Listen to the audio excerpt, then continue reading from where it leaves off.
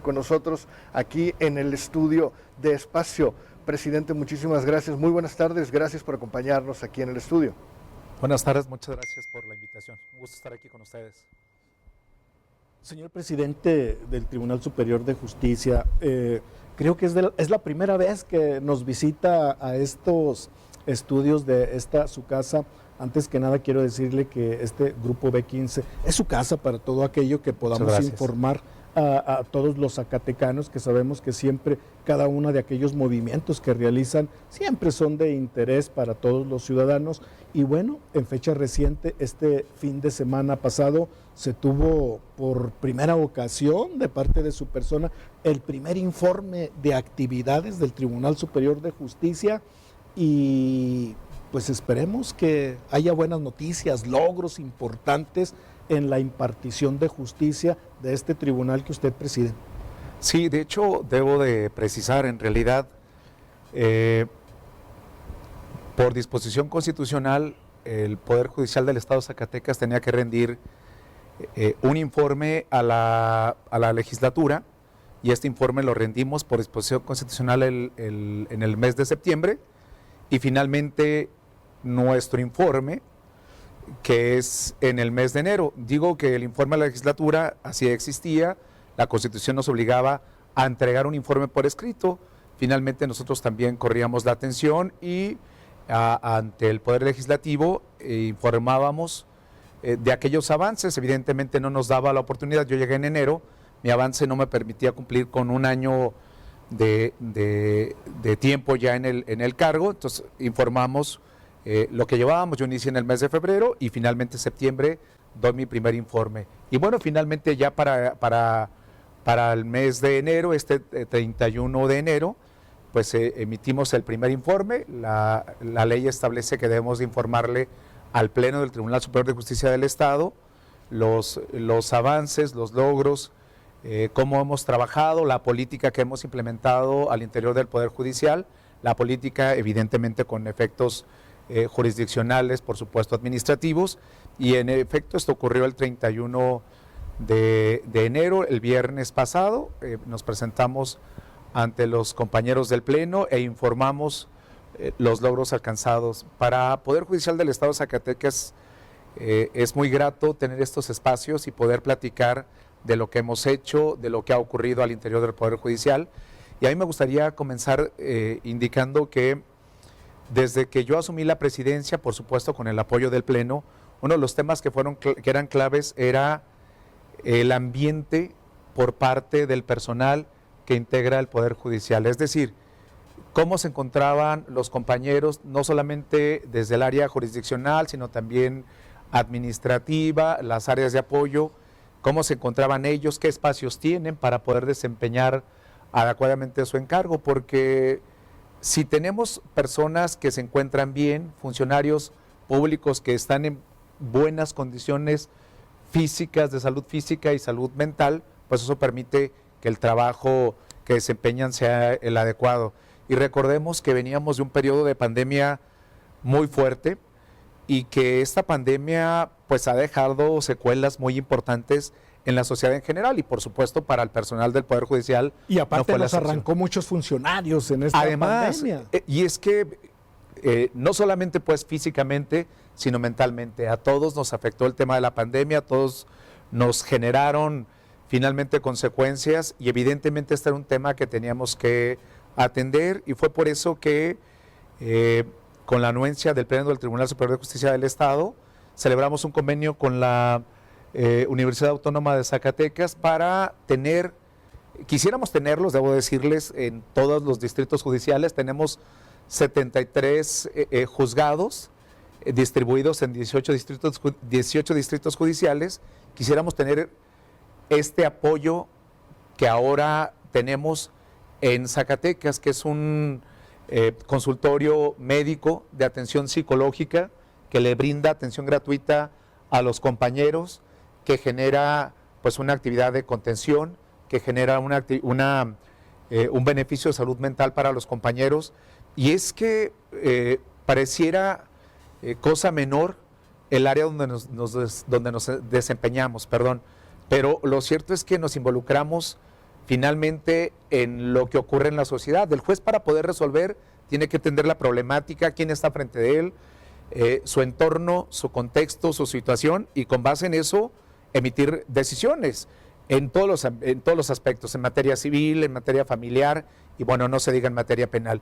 Por lo tanto, es complicado que el personal del Poder Judicial se pueda abstraer de esta problemática y que no le afecte lo que pasa, porque finalmente somos seres humanos juzgando o resolviendo conflictos de seres humanos. Y es por eso que tenemos un consultorio de atención psicológica que permanentemente le está brindando servicio a los compañeros y en realidad ha sido de gran utilidad. Debo decirles que en el año del cual rendí mi informe, pues advertimos que sí teníamos un tema serio de salud al interior del Poder Judicial. Teníamos compañeros con problemas de ansiedad, teníamos compañeros con problemas de estrés, y es que debo decirles que estos 73 juzgados tienen unas cargas de trabajo impresionante. Laboralmente hablando, iniciamos 8:30 de la mañana, cerramos a las 3 formalmente, pero la realidad es otra. Lo cierto es que si ustedes van a uno de los juzgados ahorita, está el personal ahí trabajando, está comiendo en los juzgados, están sacando los pendientes. Se cierra nomás la puerta, pero se sigue laborando. Se cierra la puerta, pero se sigue trabajando. Digo, como jueces, yo fui mucho tiempo, por espacio de 20 años, juez de primera instancia y terminé mi función como juzgador en materia penal, pero se iba uno a la casa pues con los expedientes. Se iba uno a casa, ya llegaba uno a la casa, pero llegaba uno con los expedientes, y debo decirles, el día que yo me iba a la casa sin un expediente, me sentía incómodo, sentía que algo me estaba faltando. De hecho, en la casa me veían como objeto raro. Oye, ¿por qué no estás en el escritorio? ¿Por qué no estás trabajando? Y eso es lo que hacen nuestros colegas jueces, nuestros notificadores. Como ustedes saben, habilitamos días y horas para llevar a cabo audiencias. Pueden estar a las 7 de la mañana llevando a cabo audiencias, a las 8 de la noche. Entonces, este horario pues es meramente formal, de atención técnica al público, pero lo cierto es que estamos trabajando y esto provoca, por supuesto, temas de salud muy, muy importantes, ¿no? Entonces, afortunadamente ya contamos con este espacio, quiero extenderlo, empezar con estos grandes distritos judiciales que nos permitan atender al mayor número de personas. También debo de comentarles que hicimos ferias de la salud, también de manera periódica acudieron hospitales móviles a los centros de trabajo del Poder Judicial, les brindaron atención a los compañeros, atención física, de prevención de salud, y esto pues en la medida de lo posible contribuye a que el funcionario judicial rinda de mejor manera, que se desempeñe de mejor forma para la sociedad.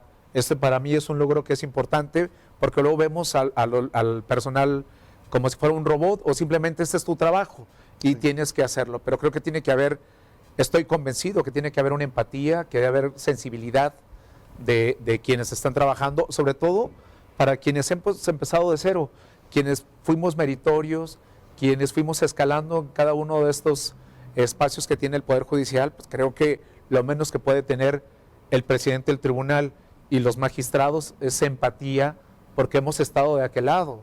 Hacia allá iba mi pregunta, presidente. Sí. Es muy importante la carrera judicial como tal. Usted comenzó, digamos, en el puesto más bajo que se podía tener desde el momento de ser meritorio, porque ni siquiera tenía un sueldo. ¿Estaba todavía estudiando usted la carrera? Sí, estaba yo terminando la carrera. Recuerdo que una ex magistrada, la magistrada Raquel Velasco Macías, me vio trabajando en una tienda. Yo estudiaba, yo vengo de Villanueva, y para costearme pues no quería cargarle tanto la mano a mis papás, además que pues técnicamente no podían, y estudiaba en la mañana y trabajaba por las tardes. Después me cambiaron los horarios e invertía mi trabajo, trabajaba en las mañanas y estudiaba por las tardes.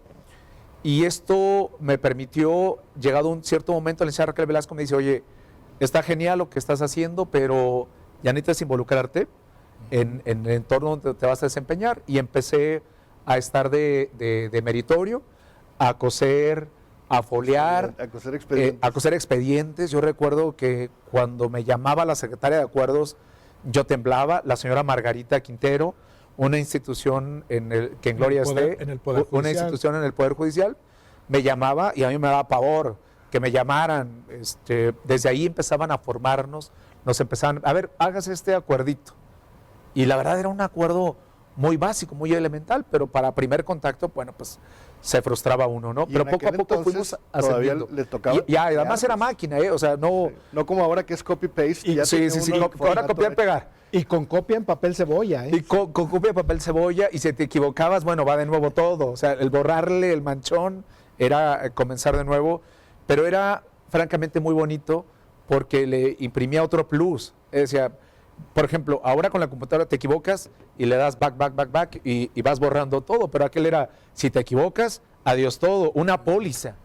Yo recuerdo que me decía, vamos a entregar esta póliza, véngase Carlos. Y empezó a decir, no, qué pavor, me llego a equivocar y para mí eran pues millones de pesos los que había que regresar y si me equivocaba. Yo no entendía que había la posibilidad luego de reponerlo si me equivocaba, pero bueno, esta era la parte importante. Volviendo al tema de la carrera judicial, yo creo que es clave el ir ascendiendo, el que te vaya costando ir avanzando, irte superando hasta llegar al máximo estadio, que es ahora la presidencia del Poder Judicial del Estado de Zacatecas. Yo cuando me nombran presidente comienzo a visitar a los juzgados y con todos los compañeros, sobre todo los meritorios, les decía, mírense en este espejo, sí se puede. Yo no venía de ninguna familia encumbrada, de nadie donde me pudiera regalar lo que ahora no había tengo. Partido político, no había un padrino que dijera, no. Ahí va mi ahijado para... La verdad es que no, y luego de pronto por ahí hay quien se queja.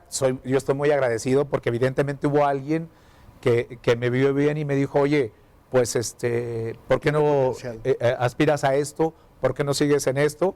Y de pronto dicen, oiga, usted dice como que usted se lamentó solo. No, o sea, realmente me costó, pero sí requería de alguien que se fijara en mi trabajo y que alguien dijera, bueno, creo que es importante dar la oportunidad. Es más, creo que es importante informarle que hay este espacio y que puede aspirar a este espacio. ¿Quién fue esa persona para usted, presidente? Bueno, pues desde mi primer contacto, la licenciada Raquel Velasco Macías fue la que me dijo, vente a trabajar acá.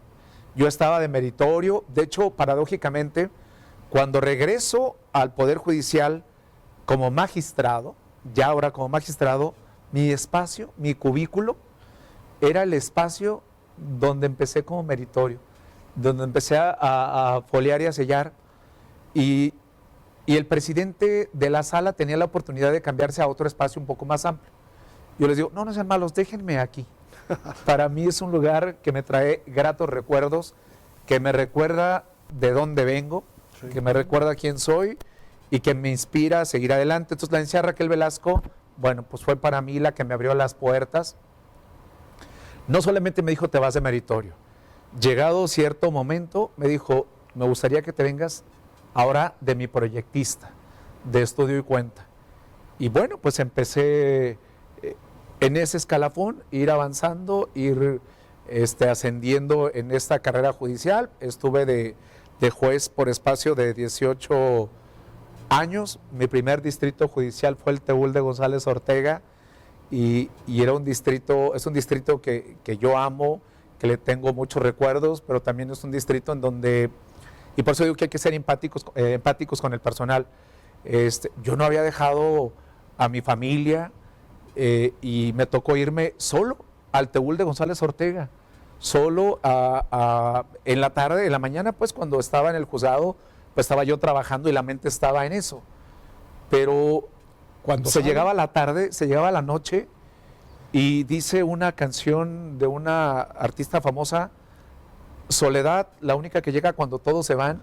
Sí. Es terrible y dice uno, ¿qué estoy haciendo acá? No, es que la chola es terrible. Sí, y aparte, bueno, ¿en qué año estamos hablando? En el 2000 fue mi primer juzgado y fue el Teúl de González Ortega. Yo tenía 25 años, pasé un examen de oposición, no crean que yo me veo así. Que regularmente siempre así sucede. Siempre hay un examen de oposición y con base en ese examen de oposición aprobamos, y si aprobamos, pues nos asignan algún distrito judicial en especial y generalmente era comenzar a ranchar. y el TEUL no era lo que es el día de hoy, en el 2025. Estamos hablando que la carretera no estaba en las condiciones en las que se encuentra hoy. Si no mal recuerdo, no había señal de celular de ninguna compañía. Creo que ni celular había, no sé, o sea, no, o sea. Todavía era el normal. Eran teléfonos convencionales para comunicarse con su familia, y pues me imagino un lugar extraordinariamente pequeño, muy alejado. Yo creo que se escuchaban hasta los coyotes en la noche. No, ocurría de todo. Yo recuerdo que caminaba del juzgado, que estaba en la presidencia municipal. Que siempre también era una tradición que ahí estuvieran. Entonces, de la presidencia municipal al lugar donde me hospedaba, y además es un municipio, una cabecera municipal muy callada, muy quieta. Yo iba caminando, iba yo solo con mi alma.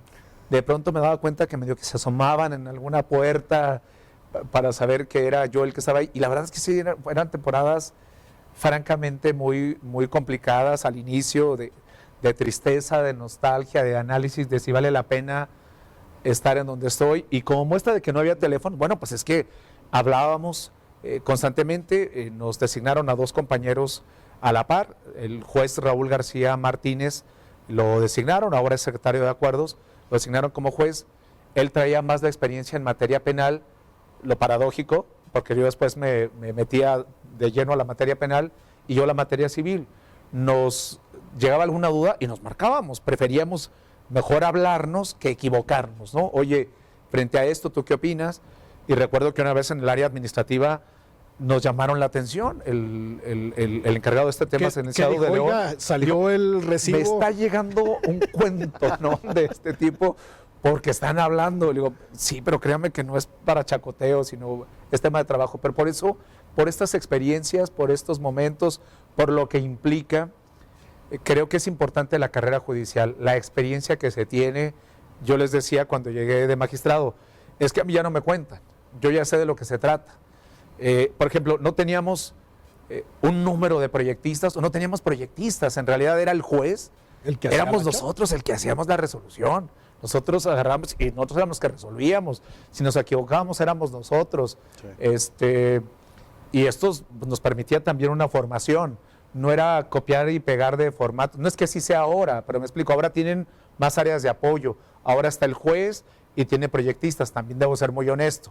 Las cargas de trabajo cada vez también son... Pero se tiene un proyectista porque también la carga de trabajo que ya tiene el juez, también ya tiene ahí como apilados ahí ya montones. Por supuesto, para resolver. Y sobre todo con factores que inciden. Miren, es que la pandemia no solamente nos afectó en este aspecto psicológico, físico, temas de salud, nos provocó, bueno, que se rezagara en algún momento el trabajo, porque también nos fuimos a nuestras casas, eso sí. También ocurrió, ¿no? Y los asuntos ahí se quedaron, solamente los de urgencia avanzaron. Pero por otro lado, pues se murió gente, se nos murió familia. Se nos murieron jueces. Se nos murieron jueces. Por lo tanto hubo mayor demanda. Primero se nos fueron rezagando los asuntos. El ritmo de trabajo que traíamos evidentemente cambió. Hubo juicios sucesorios. Tuvimos en algún momento pues temas muy fuertes, delicados, de temas de seguridad, porque debo decirles que la delincuencia no le puso un alto. La delincuencia no toda se fue a pandemia. Siguieron ellos operando y seguíamos teniendo muertos, seguíamos teniendo en su momento desaparecidos. Y esto también provocaba juicios de desaparición en su momento, en aquel momento, declaración de ausencia y presunción de muerte en aquel entonces. Entonces, se nos muere gente, quedan niños en la orfandad y provocó juicios para tutores, para curadores, para juicios sucesorios, pero además también no estábamos acostumbrados a estar eternamente en nuestras casas. Es más, había quien no solamente tenía una casa, tenía 2 o 3 casas. Y ahora, ¿cómo justificaba que iba a andar en la calle? ¿No? Pero además... Vámonos a corte. Cámbiale, Chino, ya. Es un tema delicado. ¿Cuál sería la mayor enseñanza que les dejó este trabajo en línea, la mayor enseñanza de después de la pandemia para regresar una vez más renovados, con mayor vigor al trabajo? Pues lo cierto es que nos obligó a entrar forzosamente a utilizar las tecnologías de la información, a estar en contacto con todas estas herramientas a las que todos le teníamos miedo. Ya vamos a cabo una audiencia. No, pero ¿cómo lo vamos a hacer a distancia? Yo decía, bueno, no nos da pavor transferir miles y miles de pesos. Bueno, quien los tiene, dicen que lo hacen, transfieren su dinero y eso sí no les preocupa. Pero una audiencia que se llevara a distancia nos daba un pavor. No estábamos acostumbrados a algo como esto. Y claro que dentro de todo esto nos generaron condiciones que actualmente estamos aprovechando y que nos han beneficiado en la operatividad. Me explico, en materia penal, podemos, por temas hasta de seguridad, podemos llevar a cabo audiencias a distancia. ¿Se puede autorizar un cateo? Se puede autorizar un cateo en ciertos lugares. Bueno, simplemente los temas de capacitación, aunque quienes hemos sido docentes, implica otra forma de operar, implica nuevas herramientas para lograr la atención a quien le estamos dando el curso. Si estando presente es complicado, a distancia todavía tiene sus asegúnes. No, a ver, prenda la cámara, por favor deje esto, en fin, pero nos permitió, hablando en temas de capacitación, bueno, de todo el mundo, lograr que nos estuvieran dando conferencias, lograr incidir en todos los hogares, permitir que fuéramos avanzando, y la verdad es que en estos logros de este informe que estamos presentando, uno de los temas y de los grandes retos que tenemos en el Poder Judicial, pues es la reforma en materia procesal civil y familiar.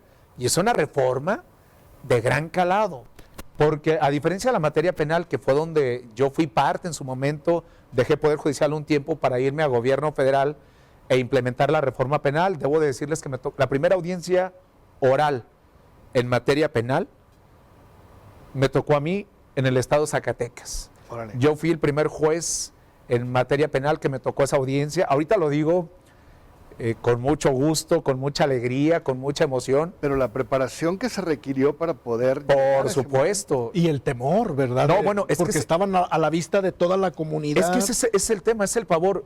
Nadie puede pensar, por eso digo que esta reforma procesal civil y familiares de gran calado, nadie puede pensar que transitar a la oralidad es lo mismo pero más barato. No lo es.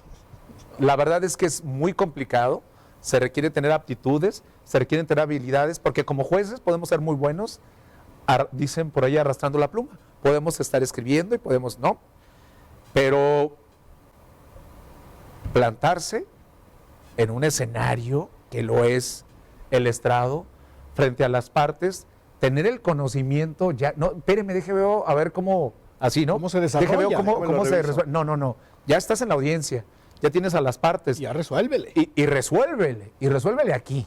Allí no hay que, déjale llamo a ver a mi amigo. A mi amigo que déjame consulto ahorita. Le hablo o que el proyectista se ponga las pilas. No, estamos en audiencia y usted resuelve. Cuando menos, yo les digo, los artículos más elementales, traerlos al dedillo, estar muy claros en ellos, y es un cambio muy drástico. Hubo quien dijo, ¿saben qué? Esto de la oralidad no es lo mío, porque la experiencia es atemorizante, es complicada. Seguramente ustedes, la primera vez que estuvieron en cámara, la primera vez que estuvieron en un escenario como estos, pues había una adrenalina, había ciertas emociones que nos provocaba, y también habla de responsabilidad, ¿por qué no? Claro. Pero yo recuerdo cuando abren la puerta, dicen, les pido ponerse de pie para recibir al juez Carlos Villegas Márquez, quien va a presidir esta audiencia. Me sentía que cada paso que daba, estábamos en una distancia de donde me tocaba sentarme, de donde está usted, licenciado, a donde estoy yo, y cada paso que yo daba y caminaba, me sentía que me hacía cada vez más chiquito, pero además, en ese entonces, se permitían que hubiera cámaras. Ajá. Había diputados, había la presidenta del tribunal estaba ahí. Porque era toda una revolución. Por supuesto. Como se había hecho antes a como se realizaba en el día de hoy. Era un cambio completo, todos querían ser testigos y de cierta forma partícipes también de este gran cambio. Así es. Y este cambio, bueno, pues implicaba todo esto, ¿no? ¿Cómo nos fue en esta transición de esta reforma del 2008 al 2016, el poder transitar en toda la oralidad en la cuestión de la materia penal? ¿Cuál sería el resultado que nosotros podríamos destacar para que ya no nos vaya a agarrar en curva ahora con la reforma en la materia civil y familiar. Salimos bien librados ante la comunidad, ante la comunidad nacional o ante la comunidad internacional, Sí. porque ahí fue precisamente la reforma. Sí, la verdad es que es muy positivo. De pronto se cuestiona mucho o sale a la luz muchos temas y se dicen, es que aquí está mal. Pero es que antes, en lo escrito, en lo oculto, nadie se daba cuenta de lo que estaba ocurriendo. Si se equivocaban en algo, pues capaz de que hasta le cambiaban. Bueno, simplemente el tener un juez frente de ti que te diga de frente qué hiciste, es más que entiendas qué se te atribuye, porque antes era, en el sistema tradicional, a mí me tocó ser juez del sistema tradicional. En muchos de los casos era el secretario que llevaba a cabo las audiencias. El juez no estaba presente porque estaba ocupado en otros temas. Ahora el juez no puede estar ocupado en otros temas, debe estar ahí. En lo que le toca. En lo que le toca, en su trabajo. Y por ejemplo, cuando uno leía esa imputación, en este caso, por ejemplo, lo leían sin emoción, se leía de una forma sistemática, que muchas veces las personas acusadas ni siquiera entendían por la jerga judicial que se estaba utilizando. Es Por supuesto. diferente a como ahora se hace, porque ahora hay un contacto visual también. Sí, bueno, el tema es que había ocasiones en que ni se enteraban de por qué se les acusaban, ni sabían por qué estaban en la cárcel, porque llegaba un punto en donde todo el mundo estaba cansado, todo el mundo se quería ir y el imputado estaba ahí enfrente. Decía el Ministerio Público, decía el defensor, ¿cómo ven si damos por visto no le leemos todas las constancias, todo lo que se le atribuye, porque así era una práctica? ¿Cómo es si se da por visto? Y pues sí, que se dé por visto. ¿Todas las partes están de acuerdo? Sí, a todo dar, porque todo el mundo se quería ir. Y el imputado, el indiciado, pues no sé de qué están hablando, pues seguramente así es. Y yo creo que me va a beneficiar. Yo creo que es positivo. No, es que todo el mundo se quería ir. Pero ahora decirle, mire, señor Pedro, a usted se le acusa que el día tal, a las tales horas, ingresó a este domicilio e hizo esto, esto y esto. Y esto, don Pedro, esto es un delito. La ley lo señala como delito y tiene pena privativa de libertad. Bueno, ok.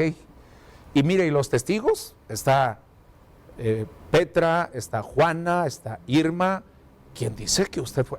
Ok. Ahora sí me dan cuando menos las herramientas para poder defenderme, para entender de lo que se trata. Es más, había muchas veces los imputados que decían, oigan, ya me dictaron sentencia, pero gané o perdí, porque mi abogado me dice que ya no lo he visto y me dijo que me fue muy bien y vino por 10,000 pesos o 20,000, ¿no? Dios de mi vida. Claro que es un gran logro. Porque ya salimos del tema, ya. Por favor, y además todo queda videograbado, que me parece que esto eso disipa todas las dudas. Disipa todas las dudas. Esto permite, oiga, que se equivocó, no, que fui yo, que no, que fuiste tú. Ahí está la grabación. Aquí está el video, reprodúzcanlo, claro, cuidando las formas. Sí, y cuidando, respetando pues los derechos de privacidad de algunas personas, difuminando ciertas imágenes, pero aquí está, aquí se va a dar cuenta quién es el responsable. Claro que la sociedad ganó y qué bueno que cada vez más se saque a colación que hay fallas, porque antes no se podía eso. Y el detectar fallas nos permite perfeccionarnos, nos permite prestar atención y nos permite ir avanzando. ¿Ha evolucionado el Poder Judicial a lo largo de los años que usted ha estado precisamente aquí, estos últimos 20 años? ¿Ha habido un gran cambio, una evolución positiva en la impartición de justicia? Por supuesto, y lo insisto, en beneficio de la sociedad.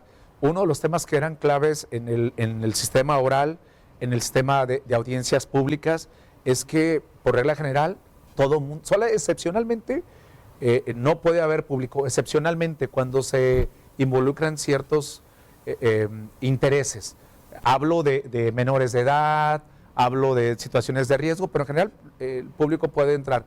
Y los pasos han sido agigantados y luego las circunstancias nos han obligado a irnos superando, a ir avanzando, a entender incluso en materia mercantil, que luego a veces nos anquilosamos en Zacatecas y solo Zacatecas, y luego ya nos vienen reformas nacionales y dicen, no, a ver, Zacatecas es parte de un México y México es un parte del mundo, y nos vienen reformas al Código de Comercio y nos vienen nuevas formas de hacerle frente a la problemática, pero sobre todo yo creo que lo más importante es darle la cara a la sociedad, que la sociedad entienda, claro, también llevamos riesgos.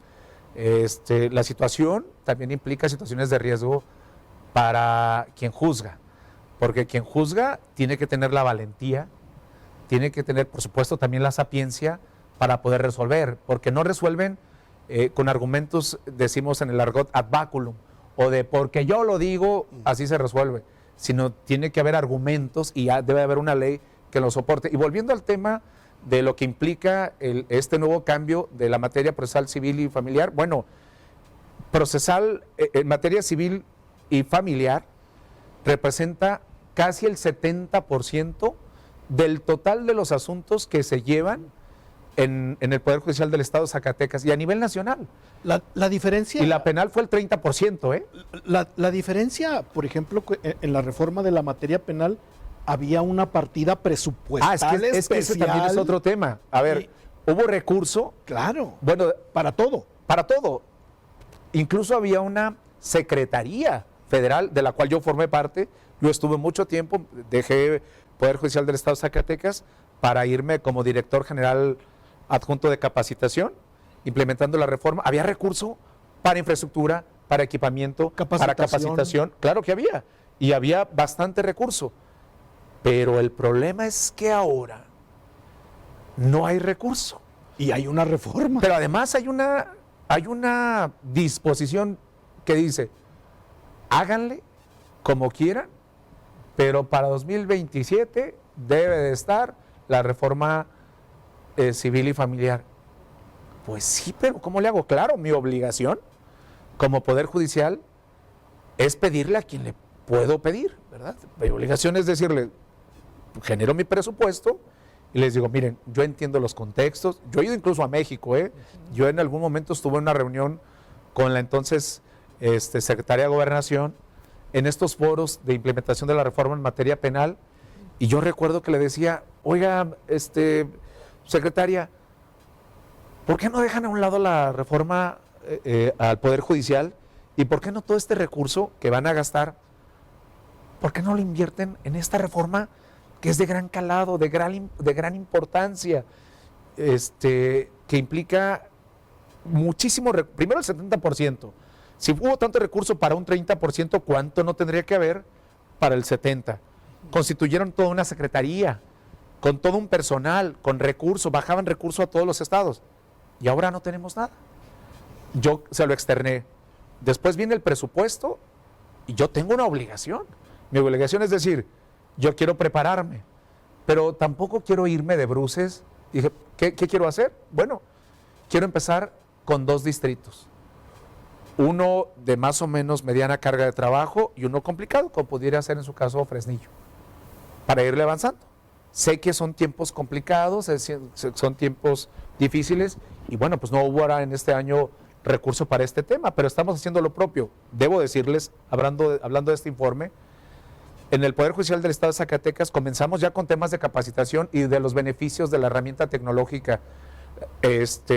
Dimos varios diplomados, varias especialidades con la implementación, generando habilidades, generando aptitudes, conocimiento de cómo viene la reforma, de lo que implica, de sus etapas, sensibilizando no solamente al Poder Judicial, porque de nada nos sirve que solamente los jueces y el personal estén preparados. Se requiere que el foro esté preparado para asumir esta responsabilidad. Y debo decirles que lo transmitimos en línea. 29 poderes judiciales del país se incorporaron a nuestros cursos. Los picos más altos de afluencia de estudiantes de nuestros cursos, de nuestras especialidades, fueron alrededor de 9,500 almas conectadas en estos temas de capacitación. Y generado desde el estado de Zacatecas. Desde el estado de Zacatecas. Sí, debo decir que estoy muy orgulloso. Y sin recursos. Y sin recursos. Pero también debo decirles que a veces querer es, no a veces, siempre también, cuando se puede. Infraestructura y equipamiento, pues eso no puedo. Claro. Pero querer es poder. Presidente, tengo una pregunta. Ahorita en el marco precisamente de su informe, de su primer informe, que me imagino 2024 ha sido un año lleno de retos, pero 2025 viene con todo. ¿Cuál será el reto más importante que tienen que librar en este 2025 en el Poder Judicial? Bueno, sin lugar a dudas es la reforma al Poder Judicial. No puedo darle la vuelta al tema, esta es nuestra realidad. La reforma al Poder Judicial, claro. Decía el presidente del tribunal, escuché su informe y decía, hoy es un informe de emociones encontradas. Sí. Vimos muchas caras largas de muchos jueces, de muchos magistrados. ¿Cómo no? Se anunció, por ejemplo, el retiro del magistrado Edgar López. Así es. Se veían los pasillos, yo ya me voy, yo ya no estoy, yo ya me voy a retirar. Vimos muchas cuestiones, efectivamente, con esas palabras de emociones encontradas. ¿Qué pasa en este sentido cuando el Poder Judicial ha llevado, después de la pandemia, el poder solventar todas estas emociones de todo esto que está sucediendo y salimos de esa pandemia y nos entra la reforma judicial y vemos caras tristes, vemos a muchos que verdaderamente han sido pilares fundamentales del tribunal y hoy vemos que se van?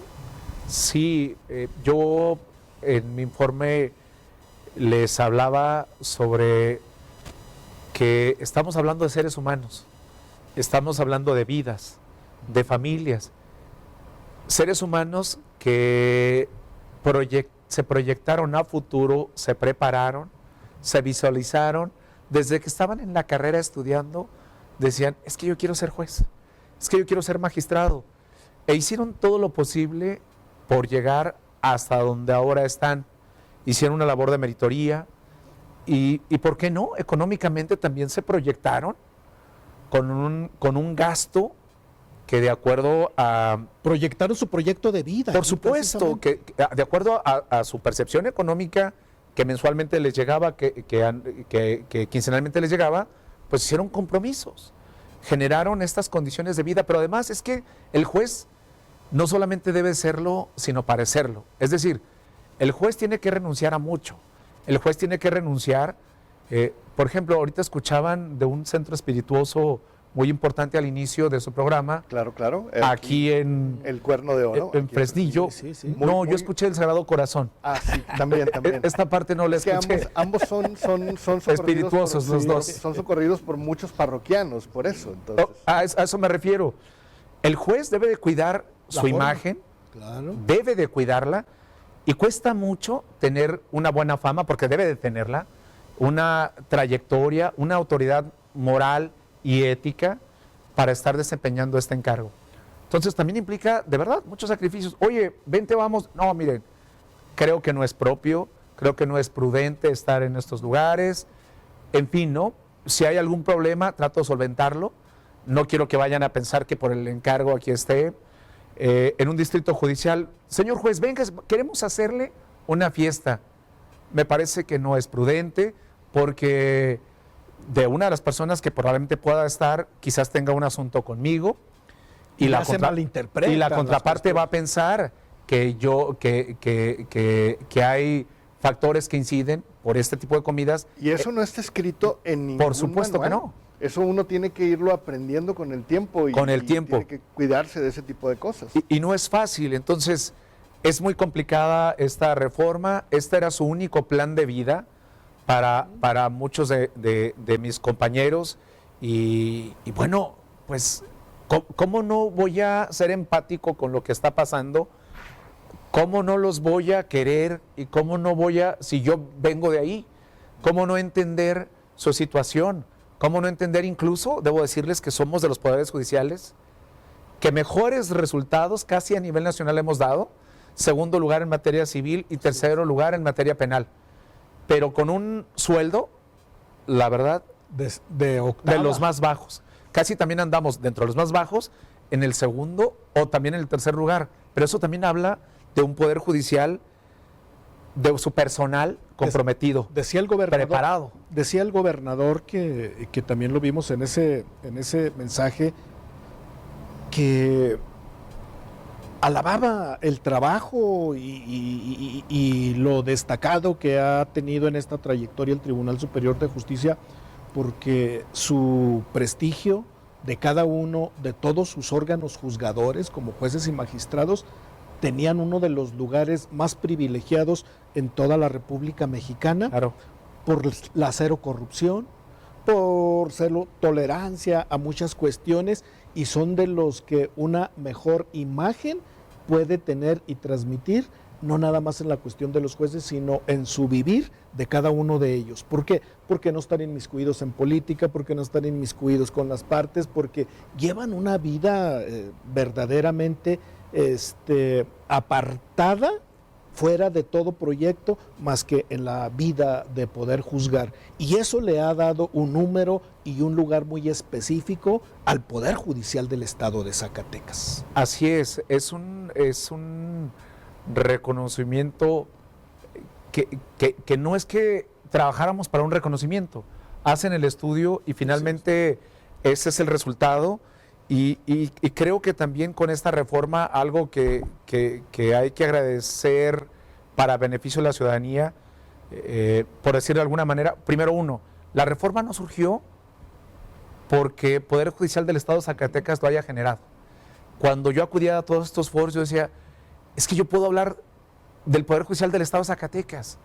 Y si hay alguna atribución de algún factor extraño, no propio al juez, díganlo, pero díganlo por favor con nombres, ¿no? O sea, no nos pongan en la misma bolsa, siempre lo dije. Póngale nombre y apellido. Por favor, pero lo cierto es que nos llevaron en esta vorágine, en este proceso, empezaron en materia federal, particularmente con los ministros de la Suprema Corte, y poco a poco, cuando menos lo esperamos, fue escalando hasta llegar a este punto en donde nuestros compañeros jueces, que en este momento para 2025 serían 36, los que dejarían de 104, los que dejarían el encargo. Por un lado, debo decirles que no estaría totalmente descubierta la población, permitirá que... Hay confianza todavía, no debe de preocuparse la ciudadanía en este cambio todavía que va a ser, porque el grueso del Poder Judicial todavía sigue acá al están. frente. Pero además a mí me encantaría que los compañeros jueces que están en estos supuestos de que tienen que entrar a elección, que entren a la elección. Es decir, que vean la forma de que sean parte de esto y vuelvan a su actividad. Es que ya cuentan, si el problema es que la ruta sea a través de una elección, bueno, pues buscar las condiciones para que participen, pero además debo decirles, de pronto se habla que el trabajo del juzgador es opaco, que era opaco, que no estaba a la vista. Lo cierto es que en gran medida eso se exigía del juzgador, que no anduviera en la socialité. Y ahora le pedimos lo contrario. Claro, que lo debe de conocer. Que ahora que tiene que salir, que tiene que estar acá, pero es parte de los cambios y también es a lo que nos tenemos que adaptar. Y creo que nuestros jueces debieran de participar en esta reforma, debieran de ser parte de esta elección y ingresar pues a través de esta vía. Si la gente está interesada en ver cómo resuelven nuestros jueces en nuestra página del Poder Judicial, tenemos publicadas las sentencias y ahí se van a dar cuenta qué juez es y cómo ha resuelto. Se darán cuenta perfectamente de qué estamos hablando y esas son las bondades también de irnos transformando y sobre todo en la materia penal, que está la oralidad y en donde pueden darse cuenta hasta si titubeó al momento de resolver, porque aquí es muy fácil darnos cuenta de la inflexión, del tono de voz, si hay sinceridad en lo que está diciendo, si parece que está ocultando algo y como que sí, o sea, son las bondades de todo este sistema. Cambios. ¿Cómo es la comunicación con la gente? ¿Existen páginas en redes sociales, una página de internet establecida Tenemos un área de comunicación social donde periódicamente, casi todos los días, subimos algo de información de lo que está ocurriendo, ya sea institucional o de actividad que como presidente realizo con los demás poderes, porque también este es un tema. De pronto la sociedad piensa que el pertenecer a otro poder se traduce necesariamente en un conflicto hacia el otro poder. Nosotros somos apartidistas, pero hay alguien que asume, que está al frente del Poder Legislativo, los compañeros diputados, hay alguien que está en el Ejecutivo y hay alguien que está en el Poder Judicial. Y los tres poderes, porque esto es parte del Estado, los tres poderes deben estar en comunicación y en contacto directo, porque solo así es que la sociedad se ve beneficiada. Y así lo mandata nuestra Constitución. Además, es una obligación. Sostener lo contrario, el estar de pleito todo el tiempo, no, es que los jueces son no sé cuánto, no, es que el Poder Ejecutivo, no, es que los diputados. Claro que tenemos diferencias, por supuesto que las tenemos. Claro. Pero la regla debe ser que trabajemos por beneficio de la sociedad, no por beneficio personal. Se nos quedan bien muchas cosas en el tintero, Sí. Pero el presidente tiene la culpa porque no viene tanto para este programa de espacio. No, con Aquí mucho voy a gusto. invitarlo con mucho gusto. No sin antes poderle agradecer, magistrado maestro Carlos Villegas Márquez. Esta es su casa, grupo gracias. B15, este programa de espacio Muy Noticias. Siempre hay algo que poderle informar a la ciudadanía. Creo que necesita estar informada de toda esta transformación que está resultando ahora de un poder judicial donde gran parte de toda la ciudadanía quiere y trata de poder respetar y quiere apoyar a sus jueces y que seguramente van a ser temas. Yo espero que nos den otra oportunidad, que su agenda Hombre, lo con mucho permita, gusto, claro para que sí. poder venir y platicar con los fresnillenses. Sabemos que seguramente hay muchos comentarios. Mire, no quisimos preguntar absolutamente nada para poder sacar el tema que teníamos hoy en el tintero con el presidente del tribunal, pero yo voy a tratar de poderle hacer todas las dudas que ustedes nos mandaron a través de... Tenemos una línea que recibimos todas las llamadas y mensajes para poderlo hacer a todos los invitados. Con mucho gusto. Y sobre todo que lo hacemos el compromiso de hacérselo llegar de la manera más pronta posible para que usted pueda tener resuelto alguna de las cosas y de las dudas que pueda tener. Muchas gracias y gracias por su tiempo y esperemos que sea la primera de muchas, magistrado presidente. Con mucho gusto, un honor estar aquí con ustedes. Muchas gracias, muy amables. Gracias al maestro Carlos Villegas Márquez, presidente del Tribunal Superior de Justicia del Estado de Zacatecas, por estar aquí en el estudio de Espacio.